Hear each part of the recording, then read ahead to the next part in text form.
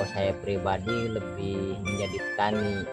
Kenapa alasannya Kak Arif lebih lanjut? Alasannya karena kalau kita misalnya Assalamualaikum warahmatullahi wabarakatuh. Waalaikumsalam warahmatullahi wabarakatuh. Selamat sore sahabat-sahabat petani dimanapun kalian berada. Oke sahabat, di sini saya bertemu dengan senior kita petani yang dari Pandeglang, Banten bersama Kang Arif. Oke Kang Arif, Ya. gimana kabarnya Kang Arif? Selamat sore.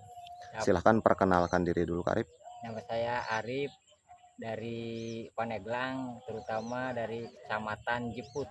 Kecamatan Jiput ini ya Kak Arif. Ya, Kecamatan Jiput. Kalau kampung mah asli di Jiput. Asli di Jiput. Ya.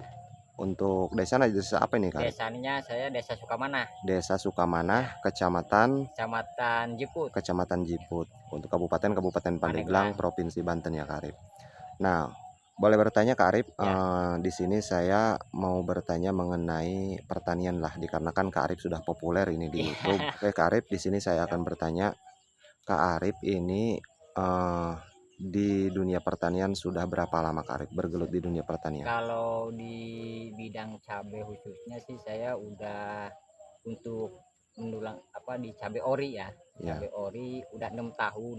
6 tahun. Tapi kalau pengalaman dulu bertani di cabai keriting ya udah pokoknya dari lulus SD lah langsung lari ke bertani. Dulunya saya di cabai keriting terus. Oh, dulunya itu. Iya dulu. Nah, dari 6 tahun ke sini saya fokus di cabai ori. Cabai ori. Iya. Berarti bergelut di cabai ori itu sudah 6 tahun 6 gitu tahun. kan. Nah, 6 tahun. Nah, selama 6 tahun tersebut Kak Arif, menurut Kak Arif nih, dari dua komoditi antara cabai keriting dan cabai rawit merah ini atau cabai rawit ori ya, yang disebutnya cabai rawit ori, yang paling menguntungkan sepengalaman Kak Arif itu dari yang mana ini Kak Arif? Ya, kalau untuk menguntungkan sih kalau kita berhasil gitu ya, tidak ada halangan, dikatakanlah tanaman kita normal di cabai ori sih. Di cabai ori. Ya.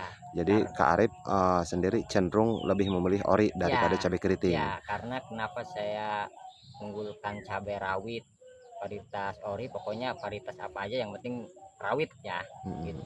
Karena kalau harga mahal itu nyampe 80-90.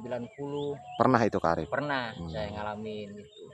Pokoknya setiap tahunnya selalu ngalamin gitu. Harga bagus. Kalau untuk CMK cabai keriting itu emang harganya kadang mahal kadang turun, tapi nggak nyampe 90 harganya. CMK mah paling di standarnya itu 50 55 paling mahal. Iya. Nah, terus Kak Arif, ini kan maksudnya untuk tanaman hortikultura kan sangat banyak ya, kayak tanaman timun, kacang dan sebagainya. Nah, pribadi Kak Arif ini, dibandingkan antara tanaman cabai dan tanaman yang lainnya, seperti timun, kacang dan yang lainnya selain daripada cabai, itu menurut Kak Arif, dari segi keuntungan itu lebih menguntungkan yang mana Kak Arif? Menguntungkan cabai sih. Menguntungkan cabai. Tapi Kak Arif sendiri pernah menanam kayak kacang panjang ataupun timun? Pernah. Ya berkali-kali sering. Tapi saya nanti bekas cabai di selangnya paling itu. Jadi untuk tumpang sari gitu Kak Arif? Enggak tumpang sari. Misalnya cabai kita udah habis nih, udah panen, udah tua lah mau dibongkar. Tanam kacang selingannya. Untuk selingannya. Jadi untuk selingannya itu Kak Arif menanam timun. Timun atau kacang. Iya. Nah, untuk seterusnya Kak Arif. Kak Arif bergelut di tanaman cabai itu sudah hampir 6 tahun berarti ya? 6 tahun. Sudah hampir 6 tahun. Nah, sebelum Kak Arif terjun di dunia pertanian ini, artinya bertani, sebelumnya Kak Arif kerja apa Kak Arif? Kerja serabutan aja gitu, tapi sambil bertani cabai keriting. Oh, jadi sebelumnya itu Kak Arif sebagai serabutan kerjanya itu. Oh, dilanjut terus mengalih ke nanam cabai keriting. Ya nggak banyak, ya paling 1.000-2.000 untuk di luang waktu kita waktu nggak kerja, nanam cabai keriting, ngurus sendiri. Nah, sekarang waktu itu udah 2 tahunan lah di cabai keriting, pindahlah ke cabai ori. Oh, jadi sebelumnya Kak Arif itu serabutan kerjanya. Jadi sekarang ini di pertanian ini udah gimana? Maksudnya udah fokuskah di pertanian, apa masih ada kerjaan sampingan gitu Kak Arif? udah fokus di pertanian untuk sudah fokus di pertanian. Tapi untuk resiko dapur dan resiko kita sehari-hari sudah bisa ketutup Kak Arif dari hasil pertanian ini. Alhamdulillah udah bisa ketutup. Udah bisa ketutup ya. Nah Kak Arif, mungkin ini sebelum kita berbicara lebih jauh tentang masalah tanaman cabai dan sebagainya, kita pertanian dulu gitu ya. Menguntungkan apa tidak, memang ada peluang apa tidak untuk di zaman sekarang, dikarenakan kan zaman sekarang ini kayak anak-anak muda yang lulus sekolah itu sudah pada nggak mau untuk bertani. Kalau saya pribadi lebih menjadi petani. Kenapa alasannya Kak Arif? Alasannya karena kalau kita misalnya bertani itu ada harapan. Ada harapan untuk panen, ada harapan harga mahal. Gitu. Ya kita untuk misalnya kayak modal kan ibaratnya kita sambil cari ya, misalnya sambil kerja di orang 2 hari, kepunya sendiri 2 hari. Jadi sekarang kan gini loh Kak Arif, banyaknya sekarang. Jadi kenapa maksudnya nggak nanam cabai? Kenapa nggak sambil bertani? Ini kan nganggur banyak yang di rumah kan. Maksudnya kayak orang-orang yang nggak punya pekerjaan gitu kan, tapi menganggur di rumah. Terus kita tanya kenapa nggak nanam cabai? Kenapa nggak nanam timun dan sebagainya? Itu jawabannya itu tersendat biasanya dari modal itu Kak Arif. Biasanya tersendat dari modal. Semuanya. Gitu. Tapi modal mah nomor 2, yang penting ada keinginan dulu. Yang penting ada kemauan gitu ya Kak Arif. Yang penting ada kemauan kita. Modal mah nomor 2, nanti kalau udah berjalan mah kita ada kemauan. Ya pasti adalah modal mah dari mana, dari mana itu ada. Dulu itu Kak Arif sebelum artinya punya sendiri untuk tanaman cabai itu dari cari modal untuk pengalaman Arif sendiri ya, pengalaman Kak Arif sendiri itu gimana Kak Arif?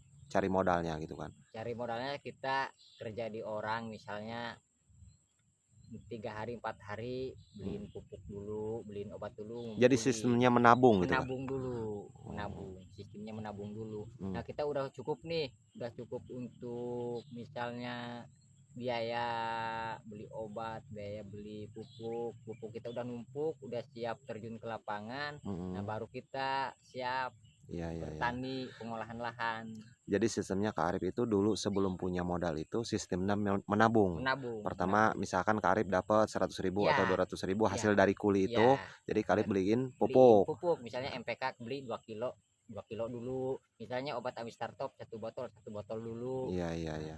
Jadi enggak langsung beli sekaligus gitu ya Kak Arif. Karena kalau sekaligus kan biayanya itu harus dibagi ke dapur, ke anak, ke istri gitu.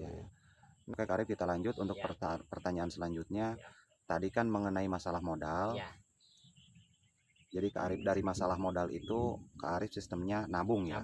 Nah kalau dari masalah lahan ini Kak Arif, dikarenakan kan lahan sekarang pada mahal-mahal ya, untuk sewa lahan sekarang mahal. Itu Kak Arif sistemnya gimana itu untuk sewa lahan? Itu kita semampunya kita. Kalau kita misalnya punya lahan sendiri ya alhamdulillah. Gitu maksudnya nanamnya ya jangan banyak-banyak dulu untuk pemula mah. Dikatakanlah 1.000 batang atau 1.500 untuk pertama itu Kak Arif ya. Pertama untuk pemula. Nah kalau untuk misalnya segi yang nggak punya lahan sewa, ya nyewa aja dulu untuk 1.000 meter. Yang penting ada keinginan bertani. Jadi inti dan kesimpulannya gitu kan, ketika kita mau berusaha terutama di bidang pertanian, sekalipun kita tidak punya modal, yang penting tekad dan keinginan kita dulu gitu ya Kak Arif ya. Tekad dulu, gitu. tekad keinginan kita. Karena modal itu bagi Kak Arif itu nomor 2, karena bisa dicari dengan cara tadi kayak kuli gitu kan, kita kerja di orang dulu, kita sistem menabung gitu Kak Arif ya. Terima kasih untuk wawancara kali ini dari segi pertanian. Alhamdulillah sudah ada pencerahan sedikit demi sedikit dari Kak Arif, dikarenakan banyaknya itu yang sekarang jadi kebanyakan orang yang nganggur, disuruh kerja nggak mau gitu kan, bertani nggak mau dengan alasan nggak punya modal ataupun tidak ada modal dan tidak ada lahan.